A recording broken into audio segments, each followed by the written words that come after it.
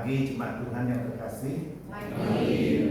Senang saya boleh berjumpa dengan pada gembala sidang, majelis dan jemaat Tuhan yang berkenan untuk menerima saya hadir bersama-sama beribadah kepada Tuhan bersama dengan jemaat Tuhan di tempat ini.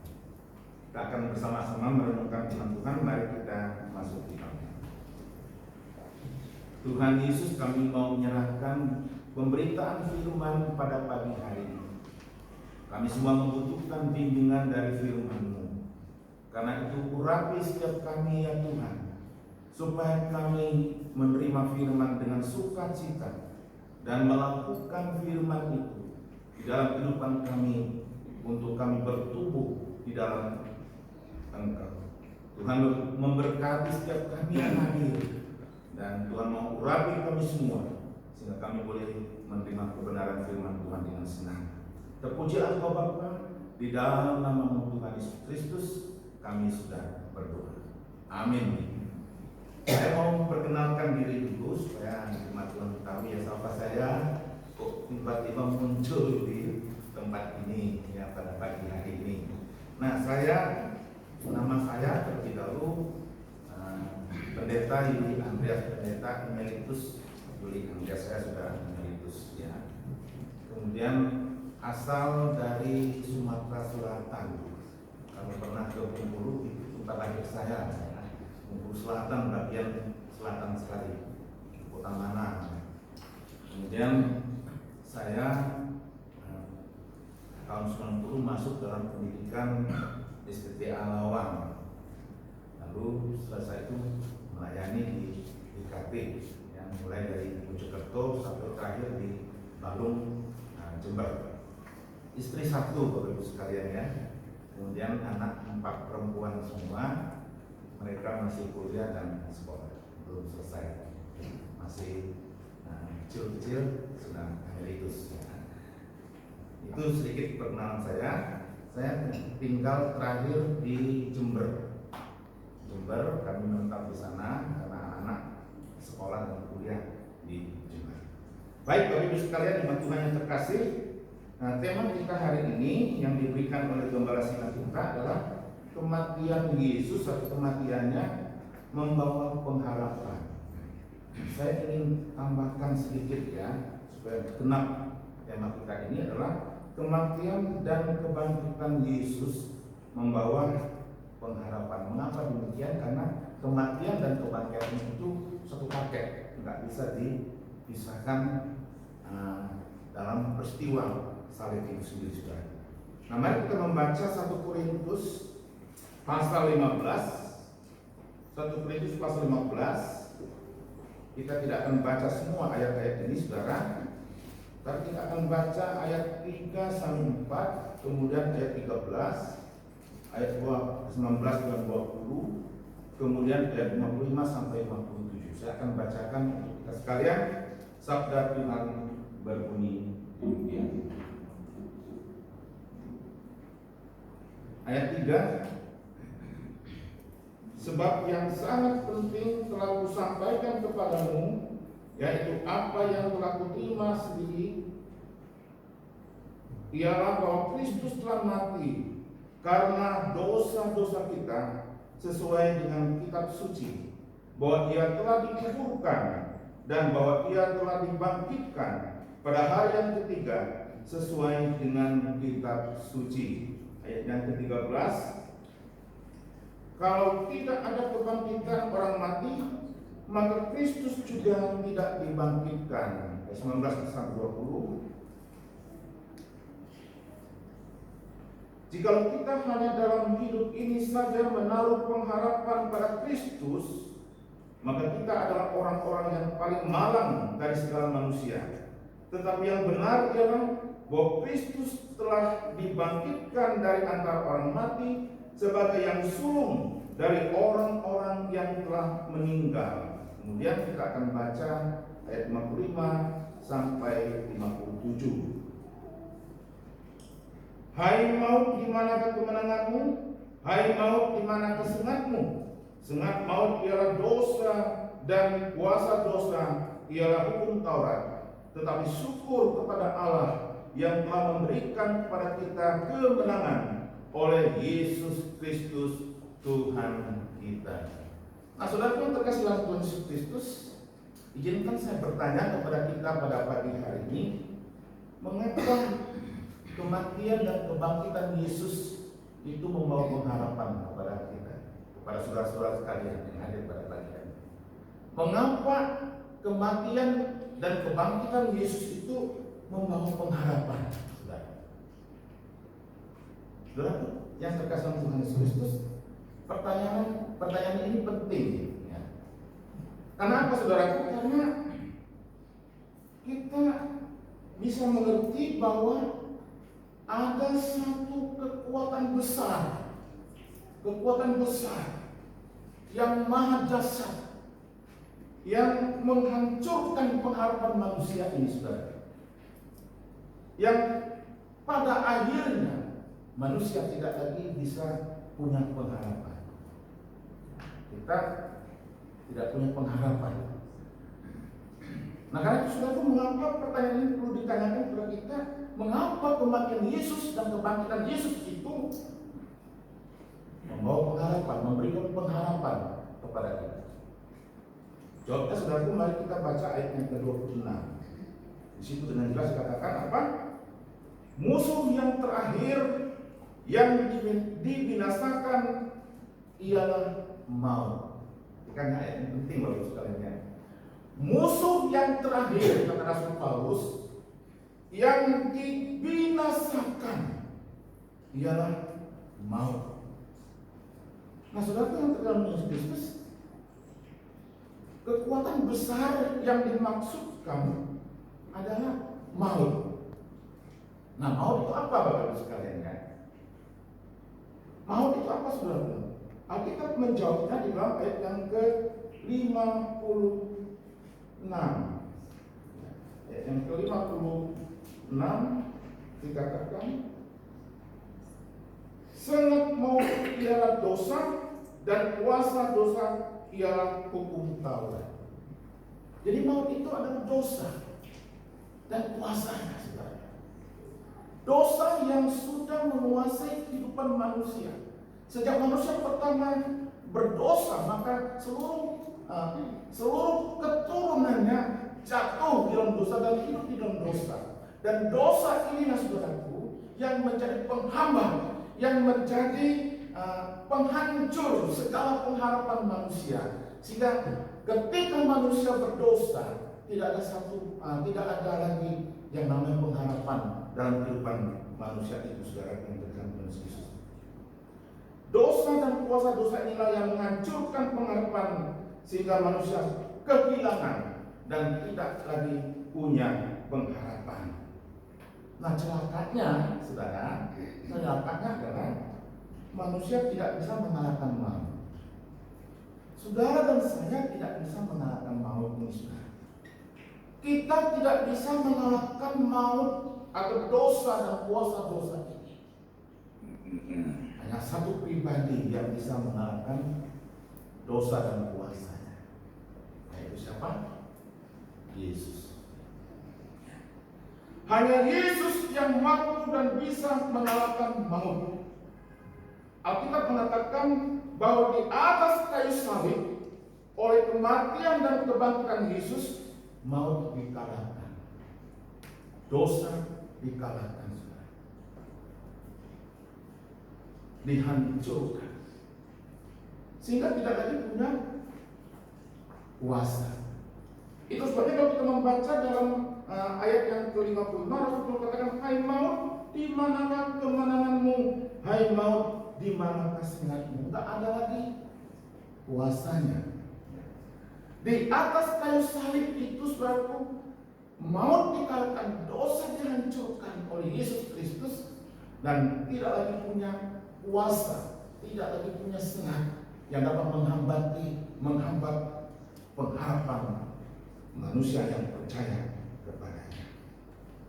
Nah, saudara yang terkadang Yesus Kristus, kemenangan Yesus Kristus atas maut menjadi kemenangan kita.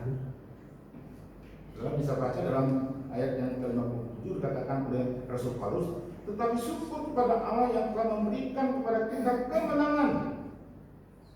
Oleh siapa? Oleh Yesus Kristus Tuhan kita. Syukur kepada Allah yang sudah memberikan kemenangan. Karena siapa? Karena Yesus Kristus. Oleh siapa? Oleh Yesus Kristus diberikan kepada kita. Jadi saudara ketika Yesus Kristus, kemenangan Yesus Kristus atas maut menjadi kemenangan saudara dan saya atas maut itu sendiri, saudara.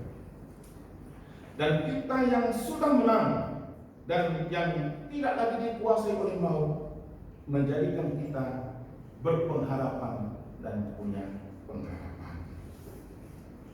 Nah, Bapak Ibu sekalian, jemaat yang terkasih Yesus Kristus, kalau tema kita pada pagi ini mengatakan kematian Yesus membawa pengharapan.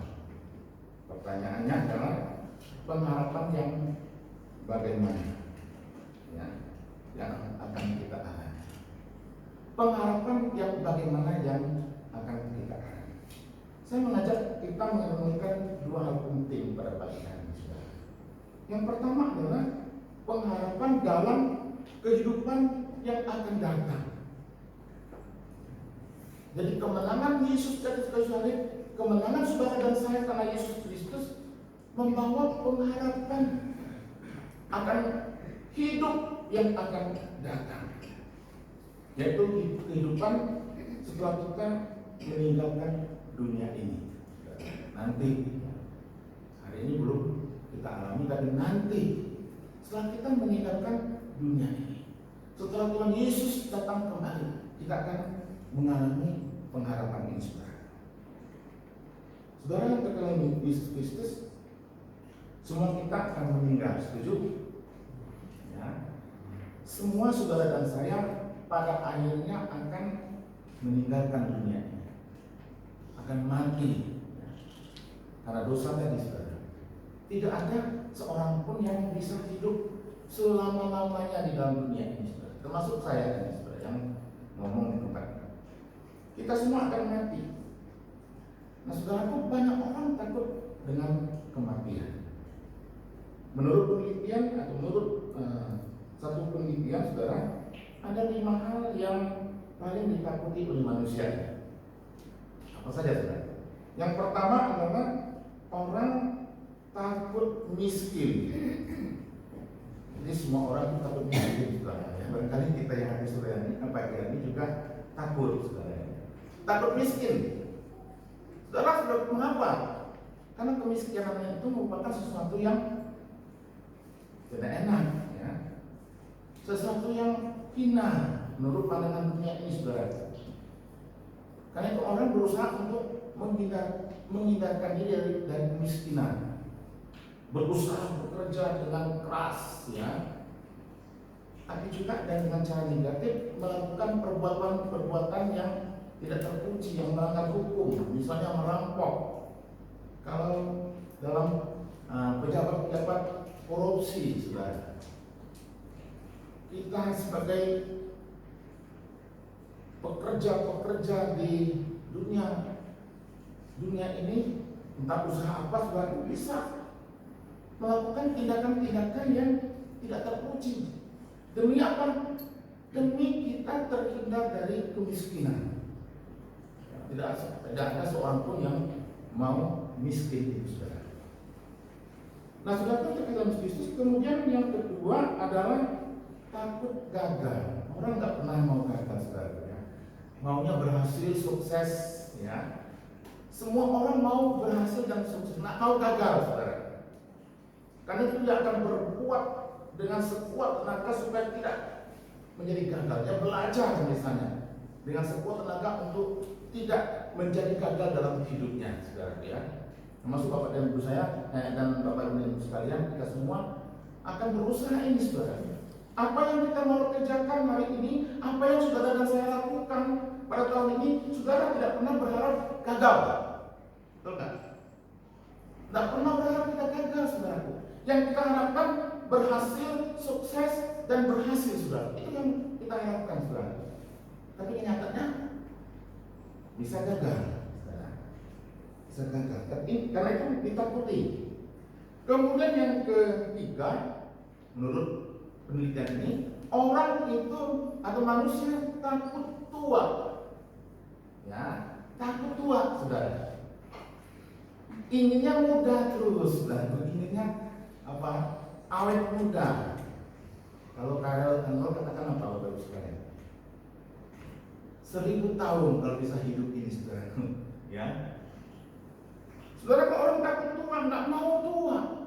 Kalau orang sebut, wah, kamu udah tua ya. Kamu udah tua ya. Nggak senang, saudaraku ya. Kita mendengarkan kalimat ini. Nggak senang, saudara. Tapi coba kalau dikatakan, masih muda sekali ya. Kok masih kayak anak yang 14-an tahun, saudara. Senang, saudara, hati kita itu gembira, saudaraku ya. Khususnya kaum Hawa ini suka, saudara ya. Senang kalau dikatakan muda, awet muda, cantik, saudara ya. Senang. Karena itu, saudaraku, karena untuk supaya tidak tua, supaya tetap awet muda, supaya tetap muda, saudaraku, supaya tetap kelihatan cantik, kelihatan ganteng, kelihatan itu menjadi begitu indah, maka orang tidak segan-segan keluarkan uang yang banyak. Beli ini, beli itu. Anak saya, saudaraku, perempuan semua, maka mereka beli ini, Pak, enggak beli ini, Pak, enggak ini. Semua yang dibeli apa? Kecantikan, saudara ya. Bahan-bahan kecantikan, supaya dipoles, supaya kelihatan cantik, saudara ya. Nah, saudaraku, kenapa? Karena memang natur manusia tidak ingin tua, saudara. Ingin muda terus. Tapi kenyataannya, saudara dan saya tidak bisa menyangkal ini, bahwa tua itu sudah alami. Lama-kelamaan kita akan pasti tua. Lama-kelamaan yang tadinya kencang semua mulai keriput. Tadi saudaraku di kening saya ini nggak ada kerut-kerut, saudara. Sekarang 62 sudah mulai kelihatan kerut di kening ini, saudara. Ya. Itu kelihatan alamiah. Tua itu alamiah, tidak bisa ditolak, paling kita cegah, saudara. Nah, sedangkan dengan mengapa manusia takut tua? Takut tua. Kemudian, saudara, yang keempat, manusia itu takut kehilangan kekuasaan. Takut kehilangan kekuasaan. Karena itu kalau kita mendengar ada pemerintah menggunakan tangan besi dalam memerintah, ya. Singkirkan orang-orang yang tidak sejalan dengan dia. Itu ada pemerintah seperti itu. Mengapa kami tidak mau meningkatkan kekuasaan itu? Beberapa akhir-akhir ini, beberapa waktu yang lalu didengung-dengungkan penundaan pemilu, saudara. Banyak orang takut kalau penundaan pemilu, tetap presiden kita yang sekarang ini, saudara, mulai dikritik, mulai dibicarakan di media sosial, saudaraku, supaya apa? Supaya pemilu tetap berjalan. Ya, alasannya baik sekali, demokrasi, saudara. Kenapa? Karena orang nggak mau kekuasaan itu hilang. Kalau bisa berkuasa dengan menempuh segala cara, saudara, berkuasa itu, saudara. Karena memang kekuasaan itu jadi enak, ya. Bisa memerintah, bisa melakukan apa saja sesuai dengan kekuasaannya. Karena juga kekuasaan itu ditakuti, kalau hilang ditakuti, saudara. Nah, yang terakhir, saudara, takut mati, ya. Takut mati, saudara. Orang takut mati, saudara. Karena itu orang akan tidak segan-segan kalau sakit berobat kemana? Ke Singapura, berobat ke luar negeri, saudara. Padahal di Indonesia, ya, tidak kalah, saudara. Dokter-dokter kita di Indonesia juga tidak kalah. Mengapa? Karena takut mati, saudara. Boleh nggak boleh, saudara? Kita berobat kemana-mana boleh. Tapi mati itu, saudaraku, adalah alami. Karena apa? Karena dosa tadi. Semua manusia akan mati. Tidak ada seorang pun manusia yang tidak akan mati, saudaraku. Ya. Kalau sudah sampai waktunya, apapun yang kita lakukan, apapun yang kita usahakan untuk kita tetap hidup, kalau sudah sampai waktunya, kalau sudah sampai Tuhan menghendaki kita meninggalkan dunia ini, saudaraku, maka kematian itu tidak bisa ditahan, ya, tidak bisa ditahan. Entah waktu masih muda, entah sudah setengah bayar, entah sudah tua, kita pada akhirnya akan meninggal. Nah, saudara kita dalam Kristus, apakah kita juga takut mati? Saudara dan saya adalah murid-murid Yesus yang tadi dikatakan oleh firman Tuhan bahwa kita sudah dilepaskan dari kuasa maut. Kita sudah dibayar oleh Yesus Kristus di atas kayu salib, oleh darahnya yang kudus yang tercurah di atas kayu salib. Kita sudah dibayar oleh darah itu sehingga dosa itu tidak lagi menguasai kehidupan saya. Hal itu kita renung dan kalau itu kita pegang, saudara, maka kita tidak akan pernah takut mati. Ya.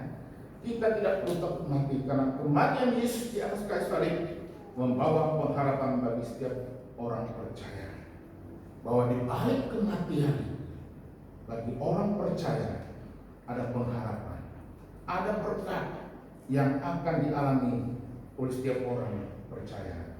Nah, apa saja berkat itu, saudara?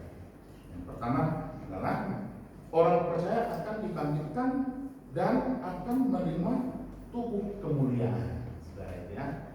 Nah, Alkitab kita pada pagi hari ini berbicara tentang kebangkitan. Paulus panjang lebar perlu menjelaskan tentang kebangkitan orang mati. Latar belakangnya apa, saudara? Latar belakangnya adalah karena ada sekelompok orang di dalam jemaat pada waktu itu yang tidak percaya akan kebangkitan orang mati. Nah, di Israel itu sudah ada dua golongan besar. Ada dua golongan besar. Yang pertama golongan Farisi, yang kedua adalah golongan Saduki. Nah, golongan Farisi dan golongan Saduki ini berbeda dalam memahami kebangkitan orang mati. Orang Farisi masih percaya adanya kebangkitan orang mati, tapi orang Saduki tidak percaya akan kebangkitan orang mati. Nah, saya percaya bahwa sekelompok orang dalam jemaat Korintus pada waktu itu dipengaruhi oleh keyakinan, oleh ajaran Saduki ini yang menentang, yang tidak percaya akan kebangkitan orang mati. Nah, itu Rasul Paulus panjang lebar jelaskan dalam ayat pasal 15 ini tentang kebangkitan orang mati. Rasul Paulus katakan pemahaman yang tidak benar. Pemahaman bahwa tidak ada kebangkitan orang mati adalah pemahaman yang tidak sesuai dengan kebenaran firman Tuhan. Karena apa? Karena Yesus sudah bangkit, saudara. Yesus sudah bangkit. Kalau Yesus sudah bangkit, maka akan ada kebangkitan orang mati. Sebabnya Rasul katakan, kalau kita menolak kebangkitan orang mati, berarti kita menyangkal dan menolak kebangkitan Yesus, saudara. Kita tidak percaya akan adanya kebangkitan Yesus. Kalau saudara dan saya menolak kebangkitan Yesus, maka secara otomatis kita menolak kematian Yesus. Kita menyangkal kematian Yesus, saudara. Kalau saudara dan saya menyangkal kematian Yesus, kita tidak percaya hari ini kita peringati Yesus mati di atas kayu salib, saudara, maka saudara dan saya tidak punya pengharapan. Saudara dan saya tidak terbebas dari dosa. Saudara dan saya akan tetap terus selama-lamanya dikuasai oleh dosa ini. Dan saudara dan saya tidak ada pengharapan dan tidak akan punya pengharapan.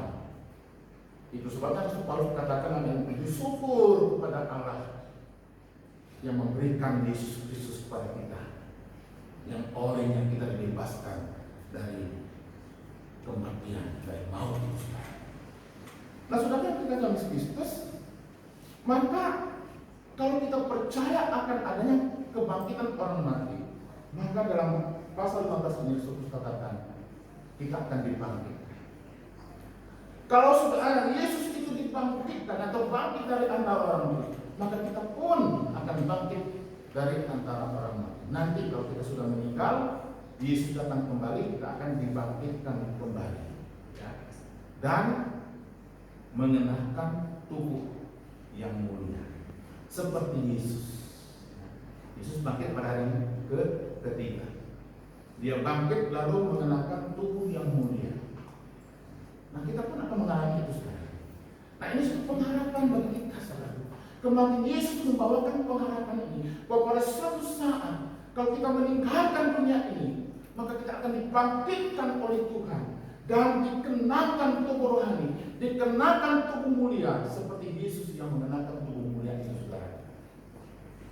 Dan kiranya saudara itu menjadi penghiburan bagi kita pada saat kita merayakan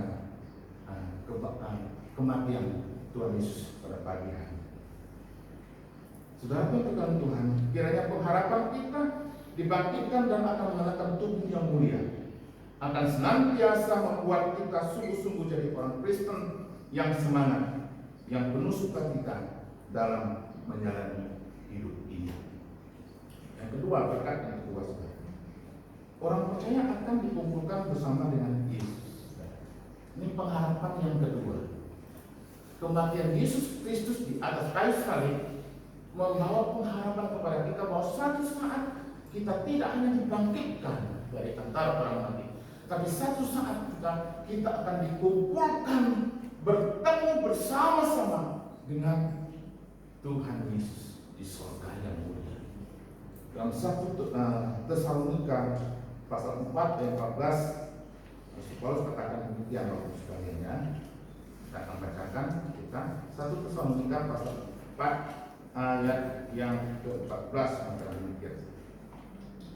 Karena jikalau kita percaya bahwa Yesus telah mati dan telah bangkit, maka kita percaya juga bahwa mereka yang telah meninggal dalam Yesus akan dikumpulkan Allah bersama-sama dengan Dia. Rasul Paulus katakan ini berbicara dalam konteks orang mati, saudara. Kenapa? Karena pada waktu itu orang Kristen, termasuk orang Kristen, kalau ada saudaranya meninggal, saudara, mereka mengalami kesedihan yang luar biasa. Tidak hanya sedih, tapi juga ada orang yang menyiksa diri karena sedih juga. Ada orang yang tidak lagi bisa berbuat apa-apa karena ditelan kesedihan yang sangat mendalam. Nah, karena itu Rasul Paulus ingatkan, jangan bersedih, terlalu bersedih. Mengapa? Karena kamu punya pengharapan. Jangan orang Kristen itu kalau ada saudara-saudaranya meninggal terlalu bersedih. Karena apa? Karena dia yang meninggal punya pengharapan. Pengharapannya apa? Yang diberikan oleh Yesus ketika dia mati di atas kayu salib. Yaitu apa? Dia akan dikumpulkan bersama dengan Allah, bersama dengan Yesus itu sendiri. Dan Bapak kita katakan kumpul bersama-sama dengan Yesus. Nah, itu satu penghiburan bagi kita sekarang. Itu sebabnya mengapa kalau orang Kristen kalau ada kematian nyanyi, nyanyi, saudara, senang-senang ya, senang-senang bersukacita maksudnya di dalam nyanyiannya. Mengapa? Karena kita punya pengharapan. Mereka yang meninggal nggak meninggal, ya, fisiknya nggak ada, tapi rohnya bersama dengan Yesus di surga. Nah, saudara, Rasul Paulus tidak selesai sampai sana.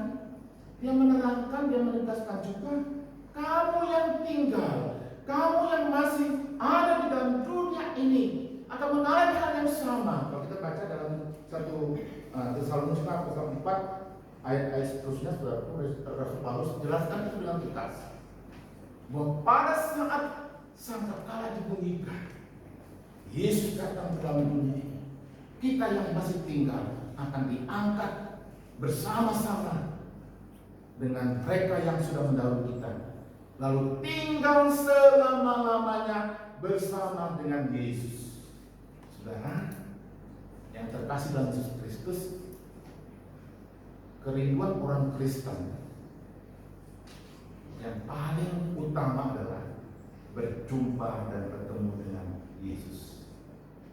Nah, kerinduan kita yang percaya Yesus ini, saudara, yang paling utama adalah berjumpa dan berkumpul dengan Yesus. Nah, apakah Bapak Ibu sekalian rindu berjumpa dan berkumpul dengan Yesus? Kalau ada yang tidak, saya nggak mau deh, saya nggak rindu dah, saya tidak suka, nggak mau dah, itu tandanya kita belum jadi orang Kristen yang sungguh-sungguh.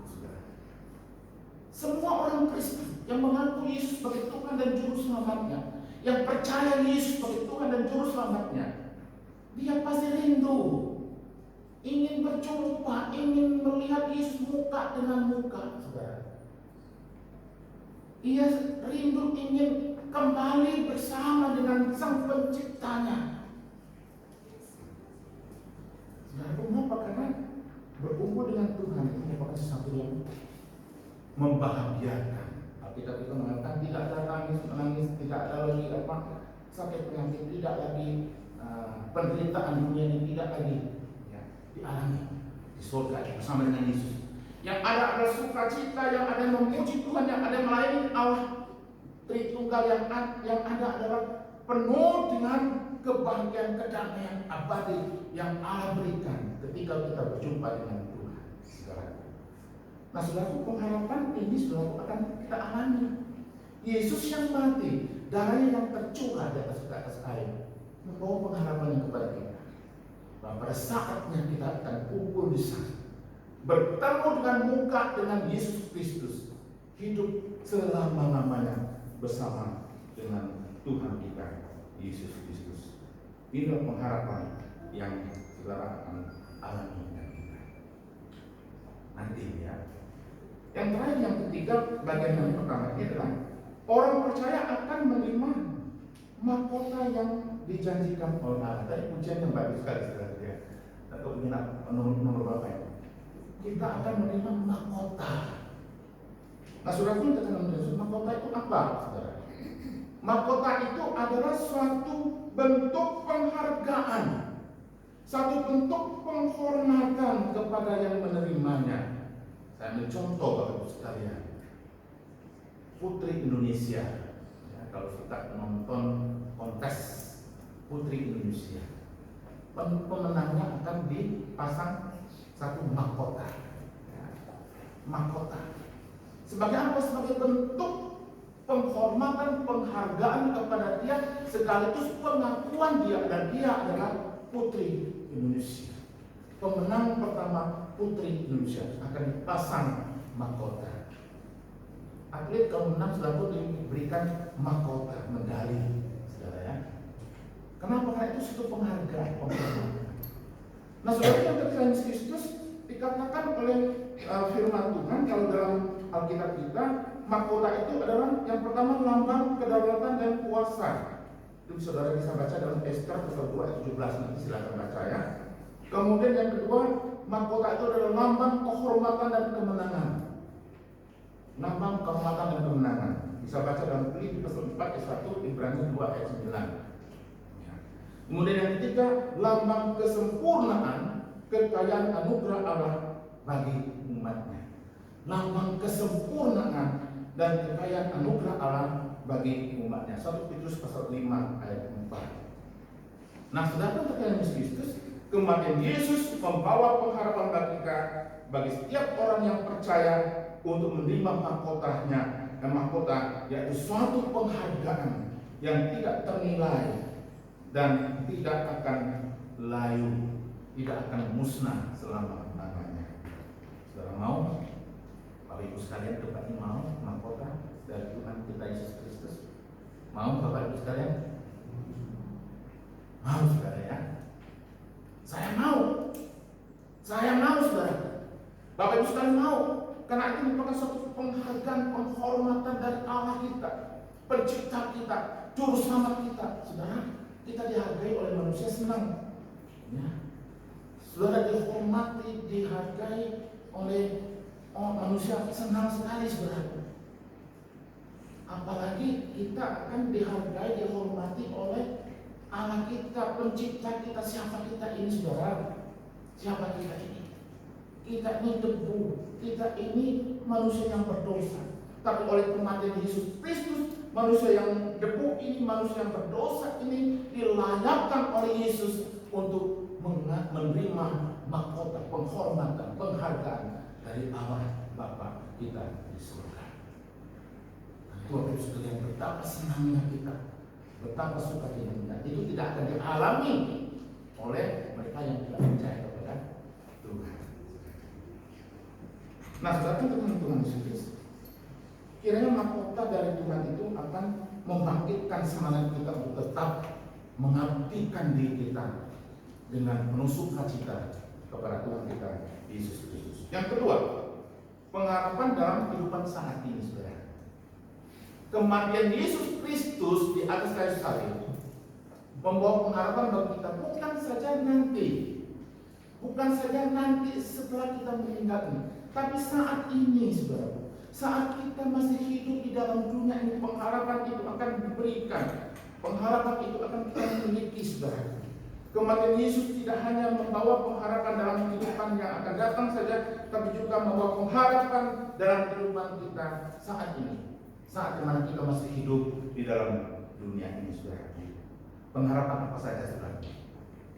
3 hal saja, saudara, yang kita baca, ya, kita renungkan. Yang pertama adalah pengharapan akan kekuatan dan penghiburan. Bahwa kematian Yesus Kristus di atas kayu salib itu membawa pengharapan kita untuk kekuatan dan penghiburan bagi kita di dalam dunia ini. Saudara, di dunia ini kita membutuhkan kekuatan dan penghiburan. Apa, Bapak Ibu sekalian?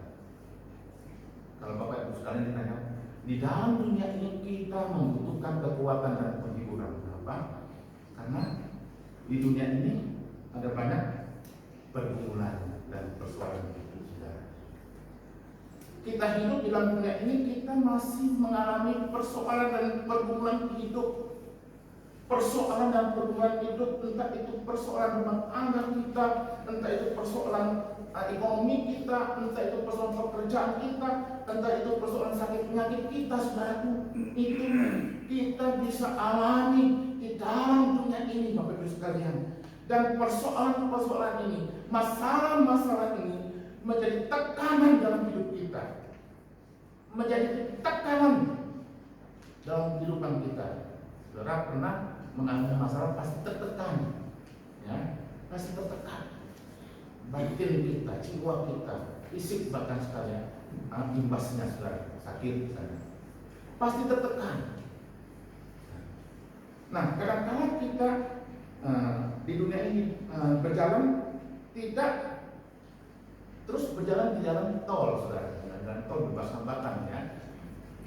Tapi kadang-kadang kita bisa berjalan di jalan yang berlubang, berjalan yang penuh dengan kerikil, berjalan di jalan yang penuh dengan batu-batunya, berjalan di jalan yang penuh dengan apa? Dengan lumpur, saudara, yang berkelok-kelok, yang naik tajam, saudara.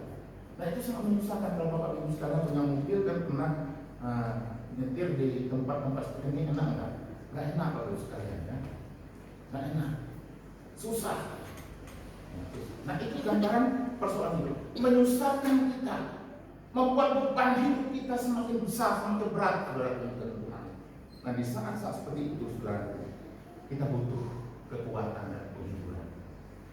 Pertanyaannya, kekuatan dan penghiburan yang bagaimana?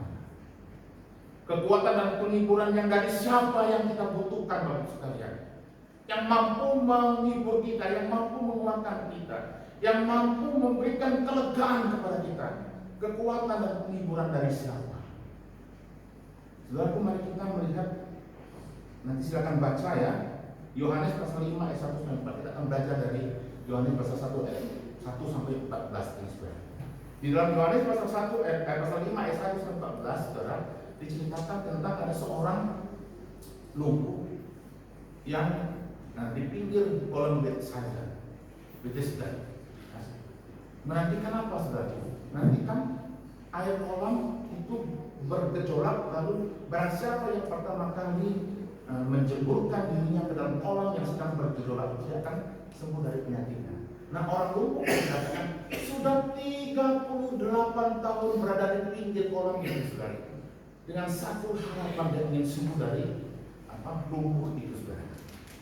Nah, Bapak Ibu sekalian dan selanjutnya kita akan belajar sedikit dari Yohanes pasal 5 ayat 1 sampai 14 ini, saudara. Dikatakan bahwa orang lumpuh ini, saya melihat dia yang pertama dia berharap kepada air, ya. Dia menantikan air itu bergejolak, lalu dia berharap ada orang yang menceburkan dia cepat-cepat yang pertama kali. Tapi ternyata gagal, Bapak Ibu sekalian. Nah, air itu melambangkan apa? Air itu melambangkan alam semesta, alam raya, alam saudara. Maka saudaraku, alam tidak pernah akan bisa memberikan kelegaan yang sempurna bagi manusia.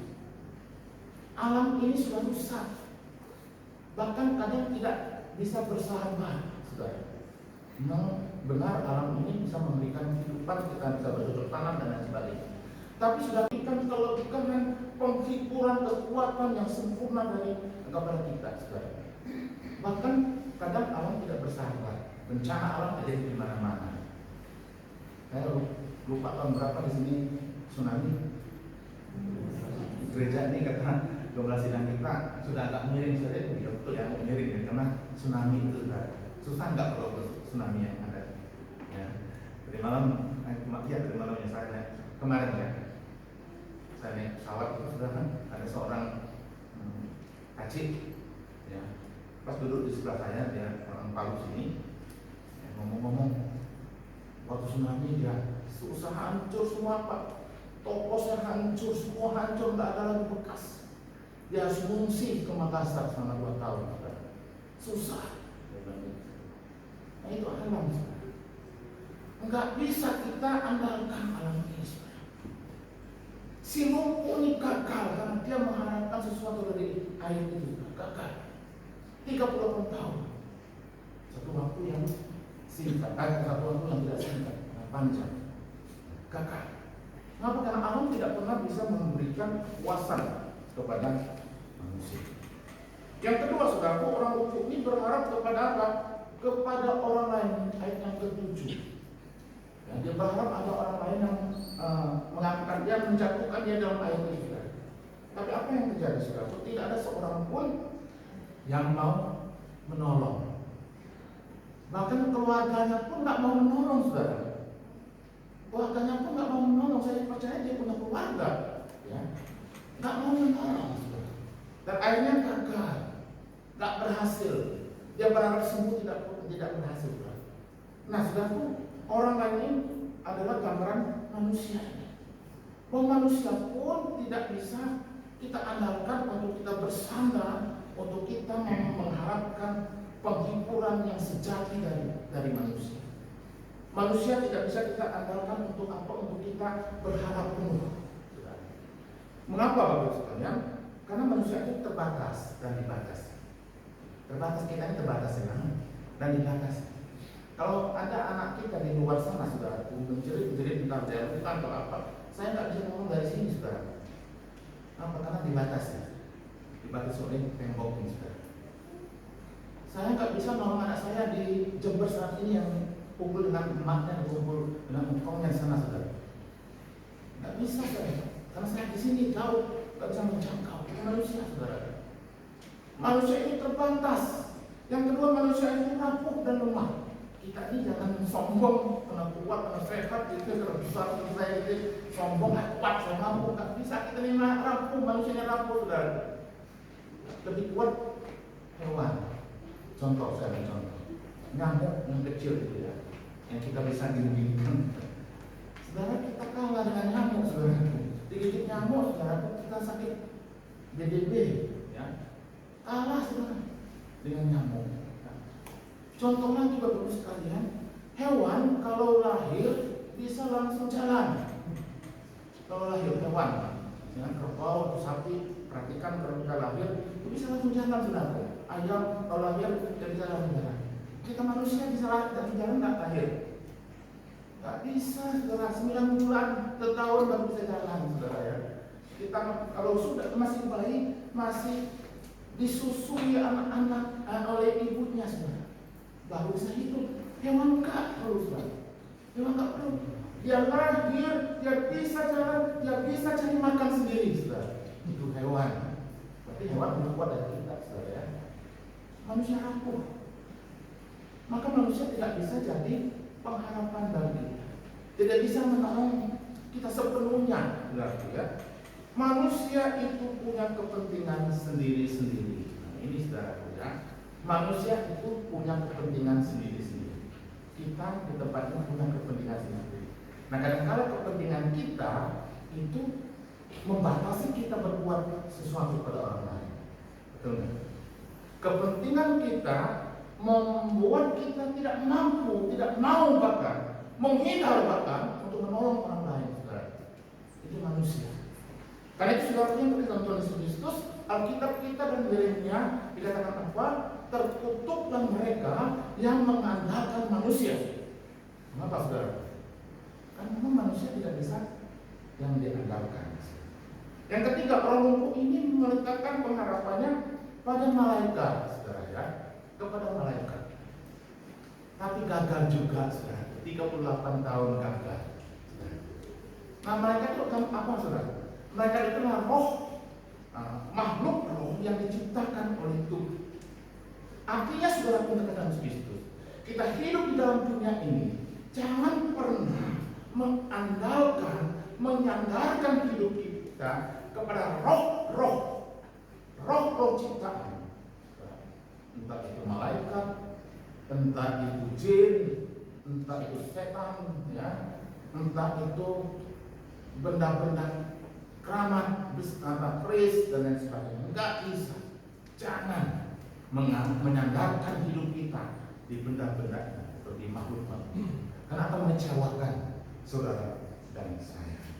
Nah, saudara pun ketika Yesus Kristus, akhirnya yang keempat, dalam ayat 69 dan Yohanes pasal 5 ini, orang lumpuh ini meletakkan pengharapannya kepada Yesus. Dia berjumpa dengan Yesus pada waktu itu. Perjumpaannya dengan Yesus pada waktu itu, kata saudara yang terkasih, dikatakan Yesus memulihkan keadaannya. Yesus menyembuhkan keadaannya. Kenapa? Karena Yesus adalah Allah yang Maha Kuasa, Allah yang mampu menemukan segala macamnya. Maka dikatakan ketika dia berjumpa dengan Tuhan Yesus, Yesus mengangkat dia dan menyembuhkan. Dia pulih dari penderitaan yang dia alami. Ya, saudara bukan Tuhan. Biarlah saudara dan saya juga. Di saat kita mengalami beban hidup yang berat, lihatlah Yesus. Pandanglah Yesus. Pandanglah Yesus yang tersalib. Pandanglah Yesus yang tersalib itu, saudaraku. Lihat di sana dia mencucurkan darahnya yang mulia, yang suci itu. Dia membasuh kehidupan saudara dan saya. Dan melalui darah itu pula, saudara yang terkasih, kita diberikan pengharapan. Pengharapan pemulihan dalam kehidupan saudara dan saya. Yang kedua, pengharapan akan pemulihan hubungan. Kematian Yesus dan saya membawa pengharapan bagi pemulihan hubungan. Pemulihan hubungan apa? Pemulihan hubungan yang pertama antara manusia dan Tuhan. Kita tahu bahwa dosa itu adalah menghambat hubungan kita dengan Tuhan. Hubungan kita dengan Tuhan menjadi hancur. Tetapi melalui Yesus yang tersalib di atas kayu salib itu, saudaraku, darah yang sudah tercurahkan, darah yang suci dan mulia itu tercurahkan. Di situ Yesus memulihkan hubungan antara manusia dan Allah. Nanti dalam saat Yesus disalibkan, apa yang terjadi di bait Allah? Tirai bait Allah menjadi terbelah.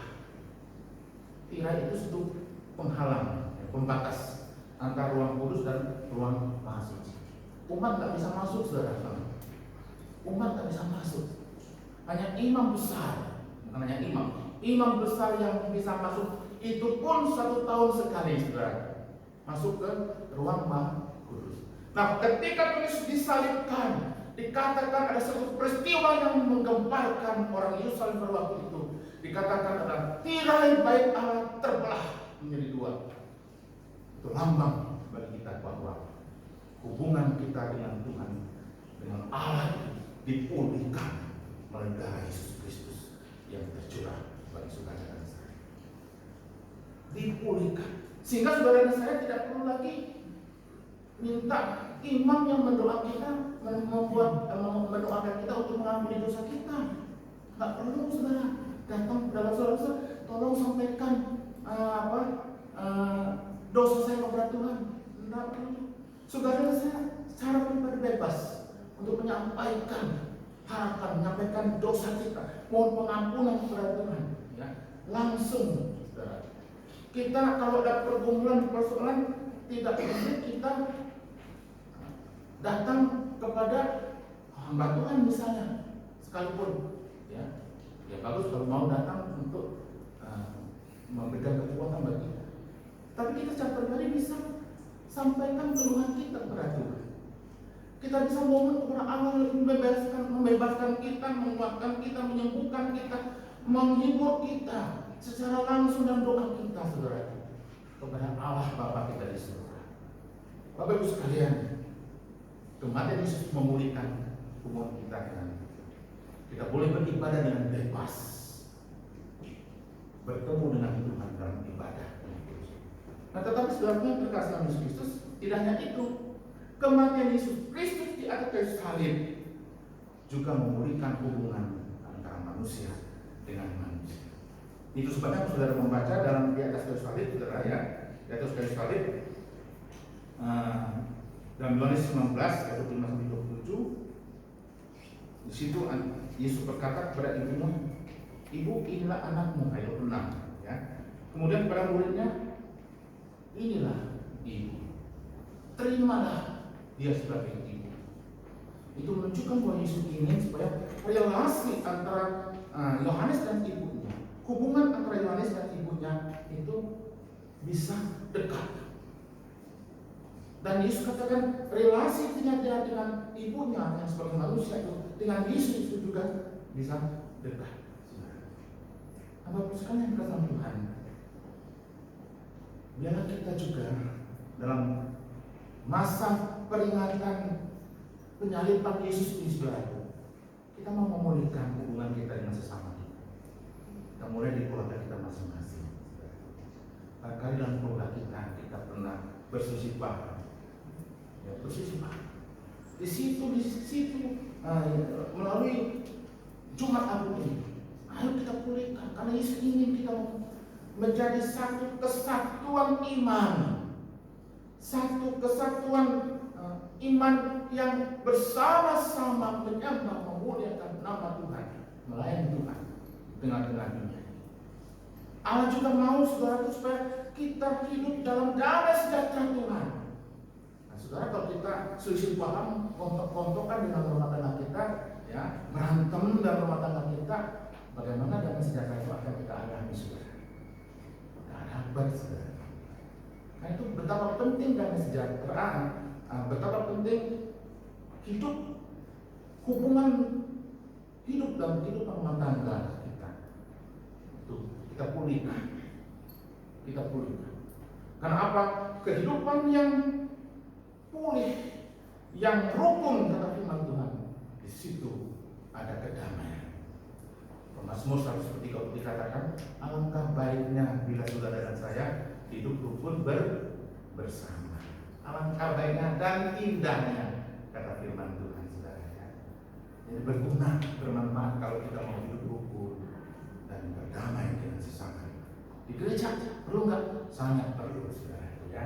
Nanti di rumah kita pulihkan, di gereja pun mari saudara dan saya pulihkan di tempat ini untuk hidup berdampingan sebagai satu keluarga di dalam keluarga GKT Trinity Palu.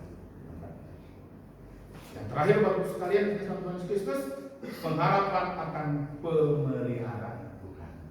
Saat ini, Bapak sekalian, saudara dan saya hidup di dalam pemeliharaan Tuhan. Dan itu terjadi karena apa? Peristiwa salib, Bapak sekalian. Darah Yesus yang tercurah, dia disalibkan menjadi jaminan pengharapan pemeliharaan dalam kehidupan saudara dan saya. Saudara, kalau nyawa saja Yesus berikan, diserahkan demi kita, dia rela mati. Nyawanya yang diberikan demi kita, maka bagaimana mungkin dia tidak memelihara saudara dan saya, Bapak Ibu sekalian? Dalam Roma pasal 8 ayat 32, di situ dikatakan Allah tidak menyayangkan anaknya diberikan kepada kita. Allah tidak lagi menyayangkan anaknya, diberikan kepada kita artinya disalibkan. dihancurkan hidupnya, saudara. Dihancurkan hidup Yesus Kristus. Untuk siapa? Untuk kita. Nah, kalau Allah tidak lagi menyayangkan putranya yang tunggal itu, saudara, hidupnya dihancurkan di atas kayu salib, bagaimana mungkin dia tidak mau memelihara kehidupan saudara dan saya di dalam dunia ini? Nah, mari kita angkat, mari kita yakin bahwa kita hidup di tengah-tengah dunia ini, saudara dan saya berada di dalam pemeliharaan Tuhan yang ajaib. Banyak hal yang mengkhawatirkan kita Bapak sekalian dalam dunia ini, tapi kita percaya bahwa Tuhan memelihara kita.